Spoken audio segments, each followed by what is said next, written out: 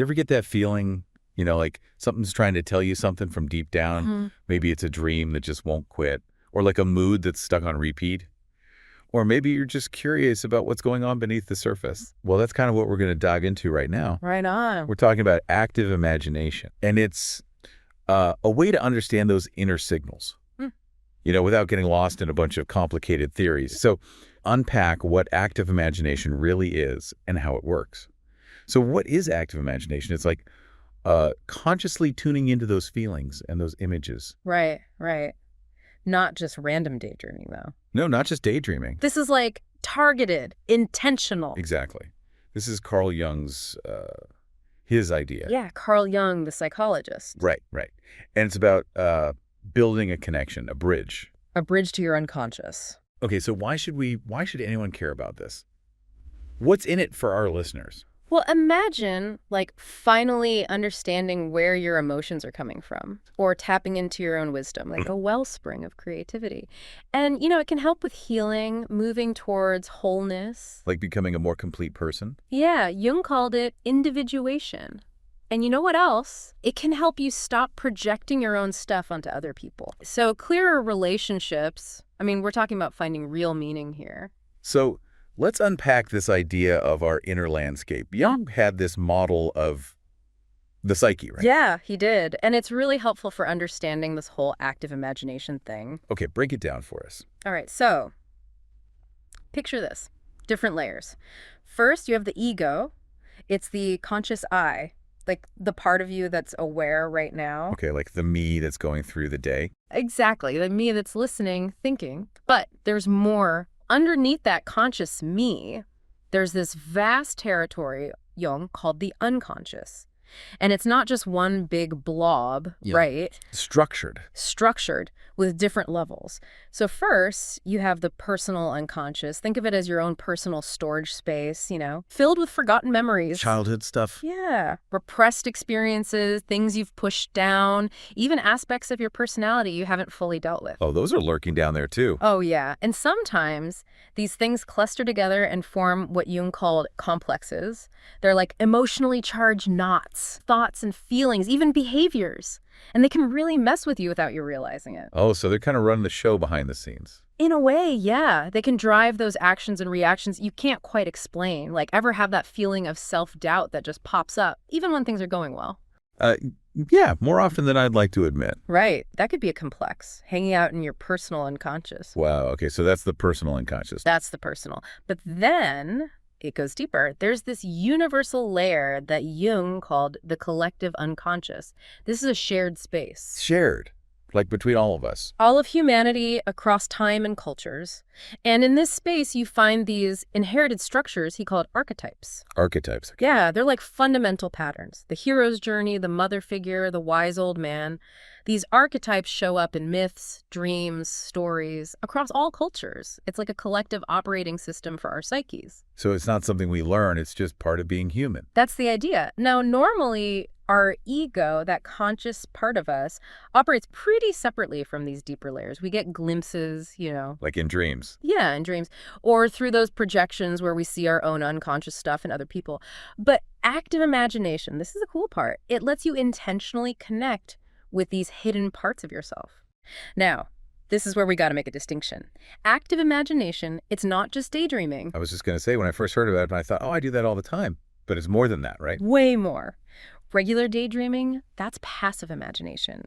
It's often directed by our conscious thoughts, desires. Like you might imagine winning the lottery, planning a vacation, your ego's in control. Right, I'm writing the script. Exactly. But active imagination, you start with something from the unconscious, a strong mood, a dream image, a physical sensation, and then you observe and participate as it unfolds on its own. On its own. That's the key. The key, it's autonomous. You're not forcing a specific outcome. Think of passive imagination as watching a movie you already picked out. Active imagination, it's like stepping into a play where the actor's already on stage and you join in. And the benefits of this kind of engagement, huge, like integration, bringing those unconscious contents, all that emotional stuff, into awareness. So you can understand it. And integrate it. Make it part of your whole self. Like, remember that inner critic. Through active imagination, you might actually encounter it as a character, have a conversation. You talk back to it. Talk back, understand where it's coming from, and maybe integrate its function in a healthier way. So it's not about silencing the critic. It's about understanding it. Understanding it, yeah. And maybe realizing it was trying to help in some twisted way.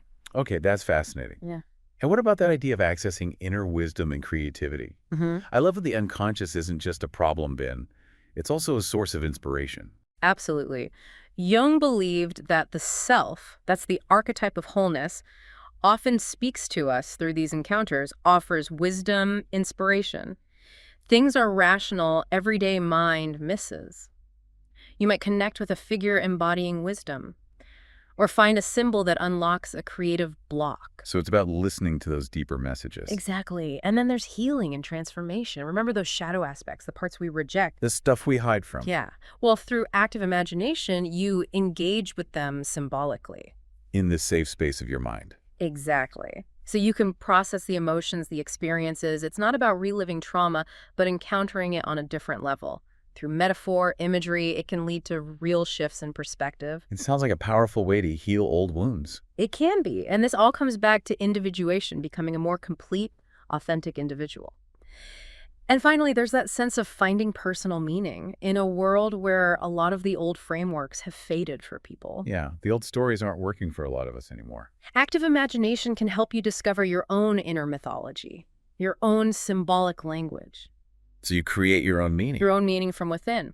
Now, it's important to know, Jung didn't just make all this up while sitting in a study. He went through a pretty intense personal journey, especially after his split from Freud. Yeah, that was a major turning point for him. It was, and that's where this fascinating story of Philemon comes in. Philemon, tell us more. So during this period, Jung called it his confrontation with the unconscious. He was bombarded with inner images, fantasies, emotions. That's intense. Incredibly intense, but he made a choice to actively engage with these experiences, not just be swept away. He would visualize himself descending into inner spaces. Like a mental spelunker. A cave, a garden, sometimes just darkness, and he'd wait for images or figures to appear, like an inner explorer charting unknown territory. Wow. In the beginning, he met figures like Elijah, representing prophetic wisdom, and Salome, embodying the erotic principle. So these are archetypes he's encountering. Exactly. But then came Philemon, this really distinct figure. Okay, who was Philemon? What made him so important? Jung described him as an old man with bull horns and kingfisher wings, carrying 4 keys. What an image. Right. But for Jung, he was more than just an image. He represented superior insight, like an inner guru, completely independent of Jung's conscious mind. Like an inner guide. Yeah. Jung even had conversations with Philemon, incredibly vivid, detailed dialogues, like he was right there in the room. That must have been mind-blowing. It was profound for Jung, and those conversations shaped his ideas. So what did Jung learn from Philemon? Well, first, it validated the reality and autonomy of the unconscious. So it's not just a passive storage space. No, it's a living realm with its own structures and figures that can act independently of our conscious will. So something within us can act on its own that can feel kind of unsettling, you know? Yeah. How do we maintain a sense of control with that? Yeah, it's a good question, and Jung wrestled with that too. It's not about control, it's about learning to relate to those parts of yourself, like having a dialogue with another being. So listening rather than commanding. Listening, humility, openness. And Yeah. for Jung, Philemon was a guide during a very difficult time. He offered wisdom, helped him navigate the chaos. Like an inner compass. Exactly. And this led Jung to the idea of psychic objectivity, the idea that unconscious contents have a reality of their own, independent of our ego. So it's not just all in our heads in a dismissive way. Exactly. Like those dream characters, they might have their own agenda, their own wisdom. And finally, those dialogues with Philemon, they were crucial for Jung's own individuation, Helping him become whole. integrating all those different parts of himself. Now, we might not all meet a Philemon, but the key takeaway is the process itself. The engagement. Consciously connecting with those inner figures, the symbols. That's what we can learn from Jung. So how do we, our listeners, actually start exploring this inner world? I mean, where do you even begin? It does sound a little daunting, right? Like, okay, time to chat with my unconscious. But like with anything worthwhile, it's about taking it step by step and approaching it with the right attitude. Right. So what kind of mindset do we need for this? Well, first off, patience. Lots of it. Yeah. This is not a quick fix. Okay, And patience. courage. Because you might encounter stuff that's uncomfortable. The shadow stuff. Yeah. And respect. Respect for whatever emerges, even if it seems strange or scary. It's a part of you. Now, a word of caution. If you're dealing with trauma, severe distress, or have a history of psychosis, it's best to do this with a qualified therapist. Okay, that's important to keep in mind. But if you're generally stable and just curious about self-discovery, there are some practical steps you can take to get started. Okay, so for those of us who are ready to explore, what's step one? The first thing is to set an intention. Ask yourself, why am I doing this? What am I hoping to learn? What's my purpose? So clarify the why. The why, exactly. Are you curious about your inner world? Trying to understand a mood, maybe a recurring dream, or seeking creative inspiration? Okay, so I've got my intention. What's next? Next, create a space, a time and place where you won't be disturbed. Aim for at least 20 to 30 minutes. Dim lighting, quiet space, phone off, like a little sanctuary for your inner exploration. Sounds nice. It is. And then adopt an ethical stance. What do you mean by that? Be honest with yourself. Treat whatever emerges in your imagination with respect. Even if it's unsettling, remember, it's part of you. Approach it with curiosity. Like an inner anthropologist. I like that. And finally, before you start, ground yourself. Take some deep breaths. Feel your connection to your body, the chair, the floor. Remind yourself where you are in the external world. So you stay anchored in reality. Right. This helps maintain what we call ego strength, so you can observe without getting overwhelmed or losing yourself. Okay, so I'm grounded, my space is set, I have my intention. How do I actually start the active imagination process? Now you're ready for the journey. So first, choose a starting point. Don't just wait for something to appear randomly. Pick something specific that's already emerged from your unconscious. Okay, so give us some examples of what that could be. Sure. It could be a strong emotion, like anxiety or sadness. Try to feel it in your body. Where is it located? What image comes to mind when you focus on it? Or it could be a powerful image from a dream. Exactly. Recall it vividly. Colors, shapes, the mood. Or it could even be a physical sensation. A tight chest, a knot in your stomach. Focus on that sensation and see what images or memories come up. Sometimes you might get a spontaneous image popping into your head. If it feels significant, use that. And you can even ask a direct question to your unconscious, like, what's blocking my creativity, and see what emerges. So I have my starting point. Now what? Now, close your eyes or soften your gaze. Yeah. Bring that starting point to mind. Let's say it's that tightness in your throat. Just focus on it and observe if it changes. Like, does it take on a shape, a color? Exactly. Maybe it transforms into a figure, a landscape, an object. It might be abstract at first. Just stay with it. Don't force anything. Just allow it to unfold naturally. Suspend judgment and observe. So let the inner movie play. It's more than just watching, though. You'll be engaging. Once an image or a figure starts to form, that's when the active part comes in. You start dialogue. I talk to it. Talk to it in your mind or out loud. Ask simple questions. Who are you? What do you want? What do you represent? And then I just listen. Listen, the response might be words, but it could also be images, feelings, actions. Don't try to script it. Let the figure speak for itself. And then interact.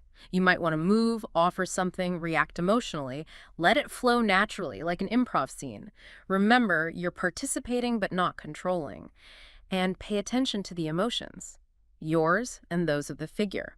Affect is often the key to understanding the deeper meaning. So it's a back and forth. Exactly. Now, don't try to force a conclusion. Just trust the process.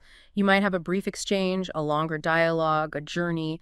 Eventually, you'll reach a natural stopping point. I'll just feel when it's time to stop. Yes. The figure might leave, the scene fades, you just feel a sense of completion. You can consciously choose to pause, maybe even agree to return later. And it's helpful to thank the figure for its presence. Okay, so the active imagination session is over. What's next? The most crucial step. Record everything. Immediately. Write it down. Write it all down. All the images, the figures, the dialogue, the actions, the emotions. Don't censor anything. Don't try to interpret yet. Just capture it all. Yeah. You can also use other creative ways to record. Drawing, painting, even movement.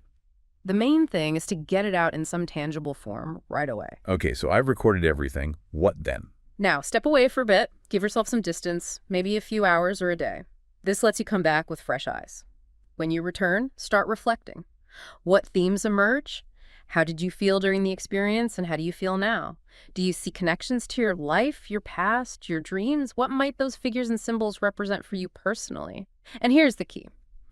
Don't rely too much on those dream dictionaries or textbooks. So no Googling, what does a bull with wings mean? Exactly. Trust your own associations, your own feelings. It's your unique inner world. Are there any insights or messages that resonate with you? What can you bring into your waking life? How can you embody this new understanding? Journaling can be really helpful for this ongoing reflection. So the reflection, the integration, that's just as important as the active imagination itself. It's all part of the process. Yeah. Now, for those who are just starting out with active imagination, any words of advice? Oh, yeah, definitely. Start small. Short sessions, simple starting points. And be patient. It takes time to develop this inner dialogue. Some sessions might feel blank or confusing at first. You don't get discouraged if nothing happens right away. Absolutely not. And remember, you need a strong ego for this. You're going to encounter powerful stuff, but don't get overwhelmed. And watch out for what we call inflation. If you meet a powerful figure, don't suddenly think you are that figure. Stay grounded and be prepared. You might encounter difficult material, shadows, trauma. Proceed carefully. If it gets too intense, stop and maybe seek professional guidance. And always remember, the inner world and the outer world are different. What happens in active imagination is real, but it's not the same as physical reality. Key distinction. Okay, so I'm getting the steps, the mindset, but can you give us a real-world example? Like, how does this actually play out? Sure. Let's imagine a guy named David, a graphic designer, late 30s. He's feeling creatively blocked, cynical about his work, anxious, just generally. He wasn't sure about this active imagination thing, but decided to try it. So his starting point was this feeling of being stuck, a heavy gray feeling in his chest. So he sits down, closes his eyes, focuses on that feeling, and an image starts forming, a vast gray desert under a cloudy sky. He feels lonely, hopeless. Not exactly cheerful. Not at all. Then he sees a figure. A hunched old man dressed in rags, drawing circles in the sand, with every circle a sigh, utterly defeated. Heavy. Very. David feels pity, but also impatience. So he approaches the figure, asks, "Who are you? Why are you here?" And the old man looks up, eyes empty, and says in a raspy voice, "I am the keeper of what was possible." The keeper of what was possible. Yeah. He gestures to the circles and says, "These are all the failed ideas, the missed chances, the dried up wells of creativity." Oh, wow. And David, he feels this pang of recognition. This is his own creative despair talking. He asks if there's a way out of this desert, but the old man just sighs again, looking at the gray sky. So instead of arguing, David sits down next to him, sharing that desolation. And as they sit in silence, David notices something. A small shard of colored glass near the old man's feet. He points it out. The old man seems surprised, picks it up, and as he holds it, a tiny fleck of blue appears in his eyes. He looks at the shard, then at David. And David, sensing a pause, thanks the old man and returns to his room. That's a powerful image, that shard of color in that bleak landscape. Right. So David writes everything down, every Right. detail, and later, as he reflects, he realizes the old man represents that part of him stuck in disappointment and past failures, that keeper of what was possible. It's his cynicism. Draining his energy. Exactly. But the shard of glass, that's different. It's small, but it's hope, beauty, a new perspective. And that flicker in the old man's eyes, it suggests that even those entrenched parts of us can change. There's always potential. Always. So did David's creative block vanish overnight? No. But things shifted. He could now see his cynicism as a separate part of him, something to understand, not just be consumed by. Sitting with the old man also helped him process his own grief over those failures. And that shard of glass, it became a symbol for him. He started noticing those little sparks of beauty in everyday life, the things he used to overlook, started a notebook to capture them. And slowly, his cynicism eased up. He began making art again, tentatively, but with a lighter heart. The block was still there, but his relationship to it had changed. So active imagination, it's about consciously engaging with the unconscious, building that bridge to those deeper parts of ourselves. And through that connection, we can find greater self-awareness, wholeness, and meaning. So to our listeners, we'll leave you with this. What's that feeling you can't shake? That dream that keeps coming back? Maybe the answers you're looking for are already within you, waiting to be discovered through active imagination. And if you're intrigued by what you've heard, dive deeper. Explore Jungian psychology. Read more about active imagination. This is just the beginning of a fascinating journey into your own inner world. Exactly. A world of possibilities. Thanks for listening.